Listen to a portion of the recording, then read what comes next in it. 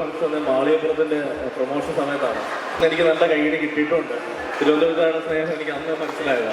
ഇപ്പോഴത്തേനും ഉറപ്പായിട്ട് ഞാൻ പറയുന്നു ഒരു നല്ല സിനിമ തന്നെ ആയിരിക്കും. കാരണം ടിക്കറ്റ് എടുത്ത് തിയേറ്ററിലേക്ക് വരുന്ന ആരും നിരാശപ്പെടേണ്ടി വരില്ല. അമ്മമാരൊക്കെ ഇവിടെ ഇരിപ്പുണ്ട്.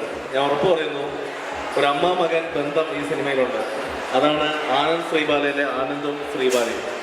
തീർച്ചയായിട്ടും ഞാൻ ഇനിയും തിരുവനന്തപുരത്തേക്ക് വരുന്നത് ദൈവം അനുവദിച്ചാൽ ഈ സിനിമയുടെ സക്സസ്സും ഇതേ വേദിയിൽ ആഘോഷിക്കാനുള്ള ഭാഗ്യം കിട്ടട്ടെ. അങ്ങനെയെങ്കിൽ തീർച്ചയായിട്ടും അന്ന് ഇവിടെ വന്ന് ഇതിൽ കൂടുതൽ കയ്യടി ഞങ്ങൾ വാങ്ങിക്കും. തിരുവനന്തപുരത്തുകാരോട് എനിക്ക് ഇവിടെ വന്നൊരു സ്പെഷ്യൽ മൊമെൻ്റ് എന്ന് പറഞ്ഞാൽ ഈ ആനന്ദ് ശ്രീബാലയൊക്കെ ഞങ്ങൾ പ്ലാൻ ചെയ്തുകൊണ്ടിരിക്കുന്നല്ല അതിന് മുന്നേ ഒരു സമയത്ത് ഒരു ദിവസം ഒരു വീഡിയോ കാണാനുള്ള ഇടയുണ്ടായി. ഒരു ചെറുപ്പക്കാരൻ ഒരു വേദിയിൽ നിന്ന് കണ്ണ് നിറഞ്ഞ് ഇറങ്ങിപ്പോകുന്നത് ഞാൻ കണ്ടു. ഒരു ടെലിവിഷൻ വേദിയിൽ നിന്ന് ഒരു ഓഡീഷൻ സമയത്തായിരുന്നത്. അദ്ദേഹത്തിന് ആ ഓഡീഷനിലെ പെർഫോമൻസ് ഒരു പക്ഷേ ആ ജഡ്ജസിന് ഇഷ്ടപ്പെടാഞ്ഞുകൊണ്ടാവാം അദ്ദേഹം പുറത്തായി.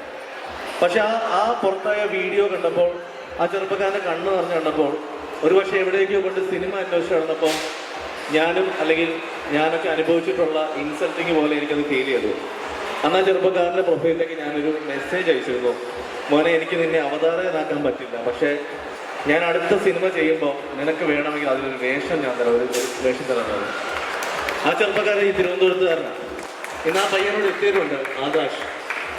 ആനന്ദ് ശ്രീബാലയിൽ ഒരു ചെറിയ വേഷം ആകാശ് അഭിനയിച്ചിട്ടുണ്ട്. അപ്പോൾ എവിടെ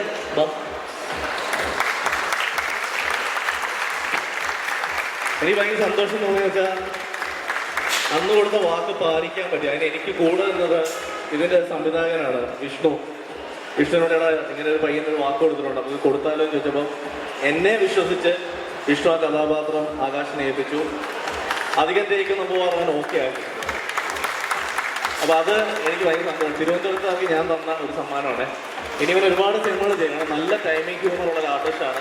അസീസയ്ക്കൊക്കെ ഇനി ഭാവിയിൽ ഭീഷണിയാവാൻ പോകുന്ന ഒരു ആർട്ടിസ്റ്റാണ്. ഇവിടെ നിങ്ങൾക്ക് ഭീഷണിയാവാൻ സാധ്യതയുള്ള ആർട്ടിസ്റ്റാണ്.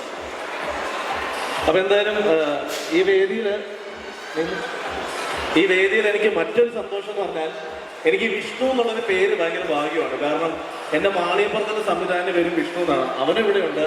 ഈ ആനന്ദ് ശ്രീബാലയുടെ സംവിധാനം വിഷ്ണുവാണ്. അപ്പം ദൈവം നേച്ചി 2 വിഷ്ണുമാൻ ഹിറ്റായ ഒരു 5-6 സിനിമയിൽ മുന്നോട്ട് ചെയ്യാൻ എനിക്ക് അവസരം കിട്ടും. അപ്പോൾ ആനന്ദ് ശ്രീബാല നിങ്ങളൊന്ന് ഹിറ്റാക്കി തരണം. ഇത്രയും പേര് വന്നാൽ രാവിലത്തെ ഫസ്റ്റ് ഷോയുടെ ഹൗസ്ഫുൾ ആയിരിക്കും. ഈ കുട്ടികളെല്ലാം കൊണ്ടുവരും. അവർക്കെല്ലാം കാണാൻ പറ്റുന്ന സിനിമയാണ്. അപ്പം ഈ ഒരു അവസരം, ഈ ഒരു വേദി തന്ന ഇതിൻ്റെ എല്ലാ സംഘാടകരോടും നന്ദി അറിയിക്കുന്നു. അപ്പം 15-ാം തീയതി ആനന്ദ് ശ്രീബാല തിയേറ്ററിലേക്ക് എത്തുകയാണ്. അപ്പം എല്ലാവരും കാണുക. നല്ലതാണ്. തീർച്ചയായിട്ടും മറ്റുള്ളവരോട് കാണാൻ പറയുക. അത്രയും മാത്രം ചെയ്തു തന്നാൽ മതി. സിനിഫൈൽ എന്ന് പറയുന്നത് ഞങ്ങളുടെ ഏറ്റവും വേണ്ടപ്പെട്ട ഞങ്ങളുടെ ഗ്രൂപ്പ്, അവരുടെ അഡ്മിൻസും ഒക്കെ ഇവിടെ ഉണ്ട്. നിങ്ങൾ തിരുവനന്തപുരത്ത് സപ്പോർട്ട് ചെയ്തത് ഞങ്ങൾക്ക് അറിയാം. ആദ്യത്തെ ദിവസം ഇത്രയും പേരെ തിയേറ്ററിലേക്ക് എത്തിയേക്കണം.